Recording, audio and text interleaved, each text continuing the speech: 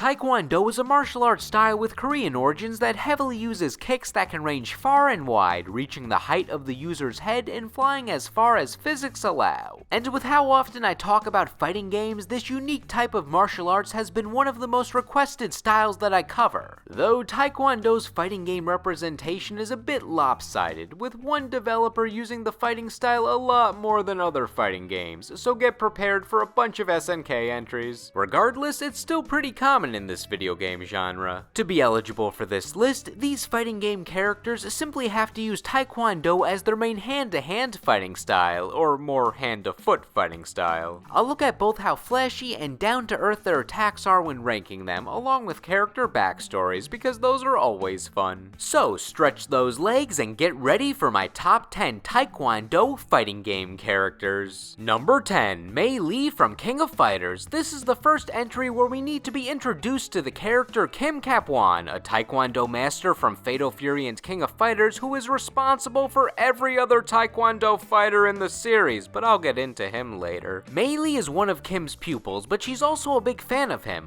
When one of Kim's teammates is injured before a tournament, she steps up to replace the teammate with her unique brand of Taekwondo. She does the standard kick-centric attacks that we'll see from other fighters on this list, but when she wants to save the world, she goes into hero mode, where she does a bunch of Kamen Rider poses and punches. She puts on her cape and jumps all over the place, giving her opponent the fist of justice. In reality, she's just a Taekwondo fighter that cosplays as a superhero, but I love that she feels like the everyman who thinks these tournaments are just like the cartoons and buys the parts of the costume that she can to kick some ass. It plays into how she was just a starry-eyed fan of Kim before joining his dojo and learning to fight for real. Now on to her outfit. Besides the cape, I like that the character on her shirt changes when she goes into hero mode. One second he's this friendly Gullah Gullah Island frog, and the next he's very mad. It's a shame that Mei Lee only appeared in a couple of games, one of which didn't even have proper arcade mode endings to allow her to show off her true character, but at least she maximized her personality with her design. Number 9, Yun-Seong from Soul Calibur. A weapon-based fighting game is not where you would think to look for a hand-to-hand fighting style, but Soul Calibur has you covered, and not just because they had Tekken movesets on occasion. Yun-Seong has always been reliant on his kicks, using them as much as his sword slashes for his best attack plan. He even has natural footwork listed as one of his disciplines, which I've always viewed as an implication of Taekwondo. His kicks are some of the fastest in the game, and the way he performs them are just like standard Taekwondo motions with some exaggeration, even taking the opponent to the sky for some flying kick action. His best Taekwondo kicks pop the opponent up for some combos or put pressure on his opponent with their fast poking capabilities. His crane stance can also lead to more kicks, which is still a stance that can be seen in Taekwondo. Now for those of you wondering how a guy in the 1500s is somehow using a fighting style that wasn't first seen until the 1940s, I guess Yun-Seong was a true innovator. You win! What's wrong? Giving up already? Number 8, Jun-Hoon from King of Fighters, if I pronounced his name correctly. Hoon is a childhood rival of Kim Kap-won, who maintains the rivalry with him as an adult in a non-antagonistic way. He only seems to take interest in the tournaments that Kim participates in to try to one-up him, still teaming up with him since they're both good guys. Hoon probably wouldn't have been in the picture at all if rival Kim wasn't out and about. If Hoon was riding solo, he would probably just be chasing pop stars around all day and become a full-time groupie. His love of pop idols is actually the story reason that kept him off the roster of a game when he injured himself running after pop idol and roster member Athena to get an autograph. Then that made room for one of Kim's pupils to take his place, and thus we've connected the entries. For his moveset, he takes the kicking part of Taekwondo much more seriously than the other fighters on this list because that's all he uses. No punches needed. Besides finding a bunch of ways to do cool leg slashes, he has two other stances. The cool hanging leg and the less cool spread out leg stance, or hawk and eagle to use the correct terms. He also would have been an ornithologist if Kim wasn't around. The stances add a level of complexity that allow him to put more pressure on his opponent, never knowing which way he'll choose to attack. Number 7, Rig from Dead or Alive. I love the way Rig's moves flow together. He shows great balance with his stance, finding ways to juggle you as he stands on one leg. My favorite moves are when he lifts you with his foot and just throws you with ease. It makes ending that combo feel powerful. I also enjoy how he turns into a human helicopter with his spinning lifting kicks. His overall moveset is a solid display of what advanced Taekwondo has to offer, mixed with some of the exaggerated animations that Dead or Alive likes to bring us. The origin of his name is that he works on an oil rig, which is also reflected in his costumes. So he was just nicknamed after his job. That's a new level of creativity. Did you also know that all teachers in the Dead or Alive universe generally have the nickname School? Regardless, Rig does not deserve any hate. He's a hard worker and a good guy. Winner! Don't spoil all my fun.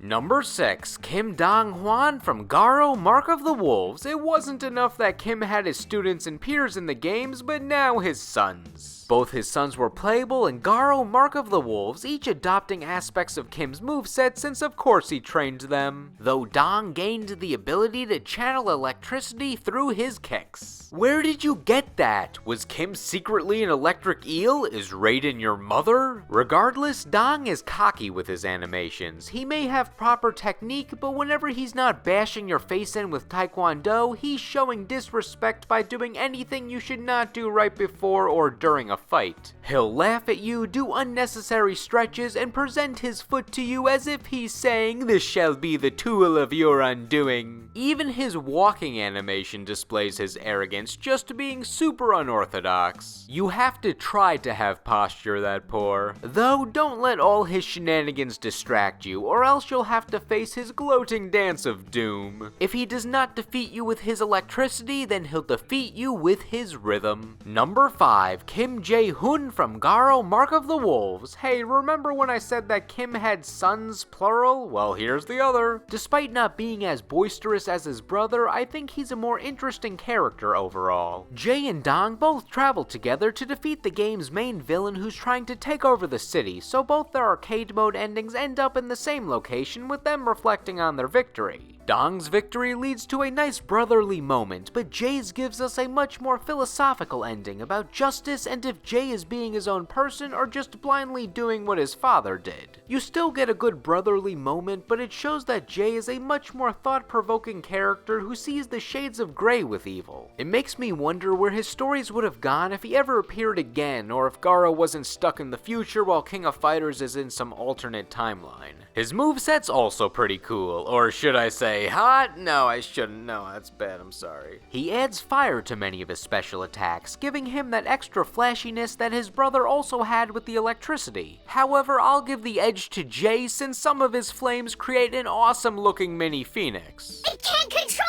it! Many of his other moves are not new to the series, being used by his father before, which I'm sure I'll discuss during the inevitable Kim segment, so the fire really helps Jae stand out. His animations before and after the fight show off his serious yet caring personality, displaying that he's a good sport and does not want to harm a truly benevolent opponent. They also show that he's a badass drinking hot tea right from the kettle. What a guy. Kim did it first though, so once again I have to give some credit to him. Number 4, Beck from Tekken. Beck can never catch a break, and by never catch a break, I mean everything is tragic with him. When he was a child, his Taekwondo champ father was injured in a match to a point where he could not recover, so his dad became an alcoholic and was eventually put in prison. Wanting to follow in his father's footsteps in the Taekwondo world prior to his injury, Beck trained to attain that goal. So when his father was out of prison, he trained with Beck, but due to his meek state, Beck accidentally killed him in a spar. Besides having horrible guilt, he's blackmailed by one of martial law's competitors in the restaurant industry into defeating Law in the second tournament, or else he would tell the world about the incident. Then that plot point is dropped for Beck getting attacked by final boss Ogre off screen, putting him in a coma for a year. After being sidelined in Tekken 3 and 4, he came back in 5 and 6 ready to fight again, but he's seemingly suffering from an illness in Tekken 6 and dies in his non-canon ending. At least his Tekken 5 ending was fun, but seriously, why does everything go wrong for him? Outside the game's story, it's even unfortunate for Beck that he's been overshadowed by his main pupil in terms of popularity, at least with the developers, since Beck has been in less games than the pupil that premiered after him. Maybe Maybe his student will even be higher than him on this list to add to that, who knows? Regardless, Beck has more balance to his Taekwondo style, having straightforward mix-ups and setups that switch between his two stances to build pressure.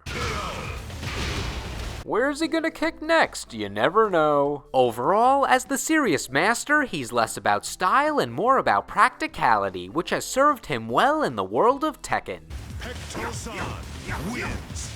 Number 3, Juri from Street Fighter. Juri takes everything you knew about Taekwondo and flips it upside down. As with many of the fighters on this list, Juri utilizes her legs the most, but goes insane with the speed and number of hits each special move does. Her spinning wheel and dive kicks are spectacles on their own, but considering how they can just send her opponent flying, they are great at helping Juri set up for more offense or end combos. Even her pants reflect the prominence of her leg-based attacks, being MC Hammer levels of poofy. Continuing with her kicking motif, her projectiles are foot-based, being these purple aerosol ki blasts. It's unique because Juri has to go through a full setup motion for this projectile before she can release it, but she can hold it while repositioning herself or getting in a combo opportunity before releasing it. Or she can just blow her load at once with her super meter because screw it, she has science on her side.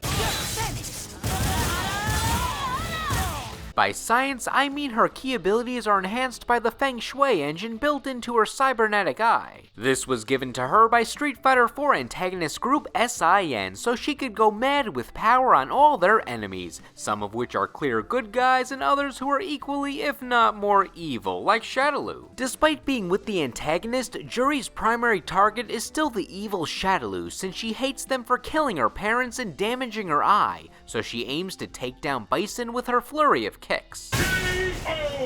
If you break down the basics of that backstory, it nearly matches Chun-Li's, which is the point. Did I hurt you?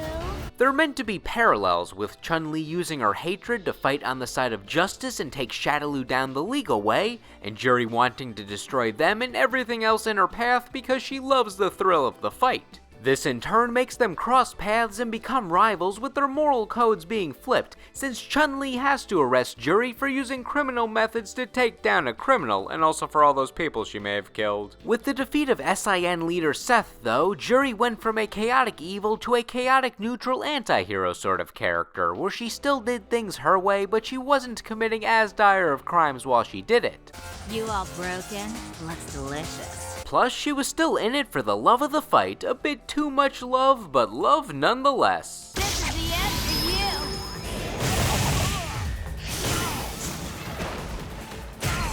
That felt good, didn't it?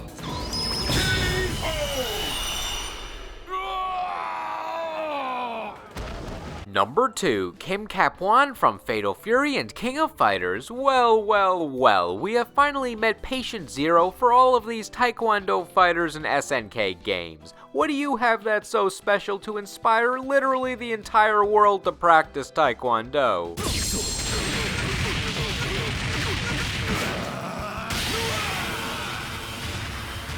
It's actually part of his character. He's a noble fighter who just wants to pass his morals down to future generations and his peers. This is why some of his King of Fighters teams are with villains. He attempts to do criminal rehabilitation by keeping a sharp eye on them, even during these tournaments. He is very strict with this, punishing them until he truly feels they have turned around their criminal ways. During this, he even teaches a little Taekwondo to the likes of criminals Chang and Choi, add them to the honorable mentions. And of course, to be a teacher, Kim's abilities are top-notch. Many of the Taekwondo fighters that came after him in SNK games likely use some of the moves that Kim used in the past, partially because all of his moves don't always carry over from game to game and SNK had to put them somewhere. His most famous attacks, which I'll describe with my blissfully basic terminology, are the spinning heel smash, his dive kick composed of many other kicks, his flip kick, and any flurry of attacks that makes you think he's Kenshiro with the amount of atas he does.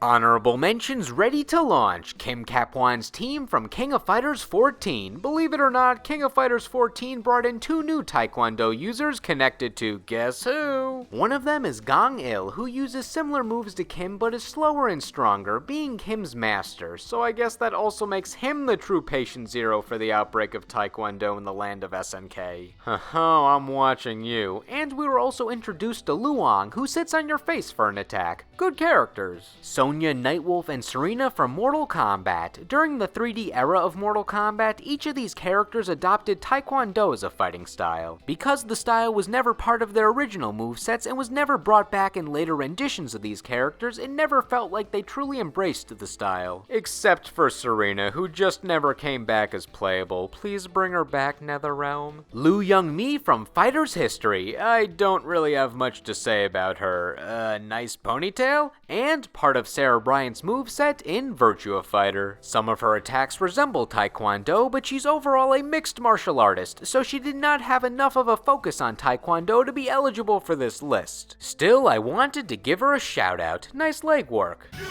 I can't let anyone see me like this. I alluded to him in the Beck entry, so let's get right into it. Number 1, Hwarong from Tekken, if I said that correctly. I've heard various people pronounce it differently when talking about him, so I apologize if the way I say Hwarong makes you say how wrong. I'm sorry, let's just do the entry. Hwarong has always stood out more to me than Beck due to him having a more direct involvement in the story and his moveset having more flair to it. Hwarong made his direct rival the main character Jin, so he's naturally gonna have more of a spotlight on him when he's barging into Jin's mission of taking on his family and destroying the devil gene to simply best Jin in a fight. He initially came to a stalemate in his first fight with Jin, motivating Hwarong to keep challenging him. But then he saw Jin had a devil form and Hwarong was like, now this is pod race, now this is fighting. Despite his more flippant personality, at least he acknowledges that the devil form of Jin is a legitimate threat and needs to be stopped, but also understands that it's beyond Jin's control and is not a reflection on Jin's true honor. His willingness to fight the devil is less about bravery and more about foolishness, since he's a very cocky character. He doesn't follow the rules that are set by Beck or the military or society because he prefers to do things his way. Sometimes it works and other times, not so much. He shows this in his moveset, going for a wilder Taekwondo playstyle compared to how Beck goes by the book. By the Beck book. Hwarong is in favor of taking more risks than Beck. Some of his attacks may be safer on block, but they're weaker and seem to be easier to counter. He can also do longer, flashier combos, but there's a greater risk of dropping them, and he has more stances than Beck, leading to a higher learning curve to some. However, none of this should discourage anyone from playing Hwarong since it makes him unique. I've always enjoyed seeing how Hwarong adds all the pizzazz to his combos in neutral game and how he gets a lot more air than Beck. It shows how the same fighting style can produce varying movesets depending on the fighter's philosophy. Being a part of the new generation that premiered in Tekken 3, he always had that edge to him that never felt overdone, even dyeing his hair red to make it stand out more from his natural black hair. That's right, his hair has always been dyed. With all these factors combined, there's no doubt that Hwarong is my top Taekwondo user in fighting games.